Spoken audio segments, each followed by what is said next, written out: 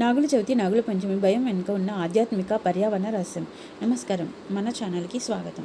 శ్రావణ మాసం రాగానే పచ్చని పొలాలు, ప్రశాంతమైన వాతావరణము మన మనసుకు ఎంతో ఆహ్లాదాన్ని ఇస్తాయి. కానీ అదే సమయంలో పుట్టలో ఉండే పాములు చూస్తే సహజంగానే ఎవరికైనా భయం వేస్తుంది. అయితే మన సనాతనలో ఆ భయాన్ని భక్తిగా, పర్యావరణ రక్షణగా ఎలా మలిచారో ఎప్పుడైనా ఆలోచించారా?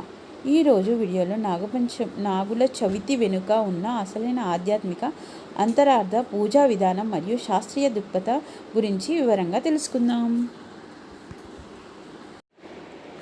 పురాణాలు ఆధ్యాత్మిక అంతరార్థం. సర్పయాగం, క్షమాగుణం. మహాభారతంలో జనమేయుడు తన తండ్రి మరణానికి ప్రతీకారంగా నాగవంశాన్ని నాశనం చేయడానికి సర్పయాగం ప్రారంభించాడు. కానీ ఆస్తిక మహర్షి దాన్ని ఆపి, ప్రతీకారం కంటే క్షమాగుణం, జీవరాశుల సమతుల్యత ముఖ్యమని ప్రపంచానికి చాటి చెప్పారు.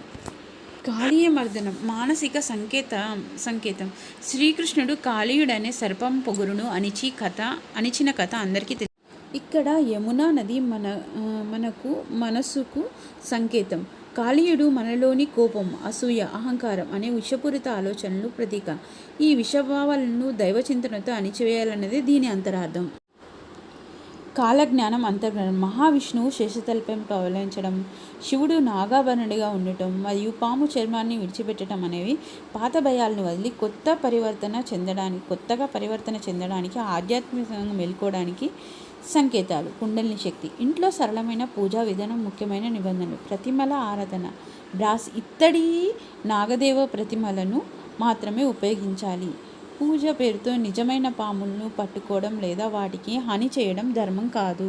గుడిలో జంట నాగులకు అభిషేకం చేసుకోవడం కూడా ఇంపార్టెంట్. నైవేద్యం వెనుక ఉన్న భావం. పాలు, మన మనసులో శాంతి, చల్లదనం ఉండాలని కోరుకోవడం. బెల్లం, మన మాటల్లో తీపి, మధురత్వం పెరగాలని. కొబ్బరికాయ, పైన గట్టిగా ఉన్న లోపల నిర్మలంగా ఉండేలా మన మనస్సు మార్చుకోవడం. వడపప్పు, నిరాడంబరమైన అంకిత భావంతో కూడిన భక్తికి ప్రతీక.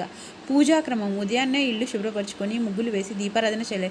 పైన పసుపు, కుంకుమ, పాలు ప్రతిమకు సమర్పించి మూగజీవాలను కాపాడుతామని మనసులో సంకల్పం చేసుకోవాలి. పర్యావరణ స్పృహ, నిజమైన భక్తి. భూమిని తవ్వకపోవడం.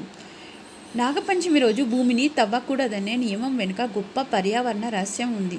వర్షాకాలంలో నేల లోపల ఉండే సూక్ష్మజీవులు, సరీసృపాలకు హాని జరగకూడదనేది దీని ముఖ్య ఉద్దేశం. రైతు నేస్తం, పాములు పంటలను పాడు చేసే ఎలుకలను తిని రైతులకు పరోక్షంగా ఎంతో మేలు చేస్తాయి. నిజమైన సమర్పణ. పాములను బంధించి బలవంతంగా పాలు పోయడం భక్తి కాదు, అది క్రూరత్వం.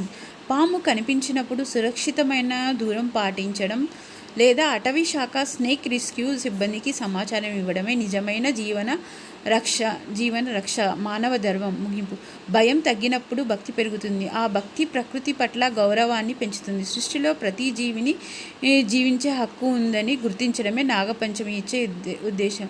ఈ వీడియో మీకు నచ్చితే లైక్ చేయండి, షేర్ చేయండి. మరిన్ని ఆధ్యాత్మిక విశేషాల కోసం మా ఛానల్ని సబ్స్క్రైబ్ చేయండి. మర్చిపోకండి. సర్వేజన సుఖినో భవంతు.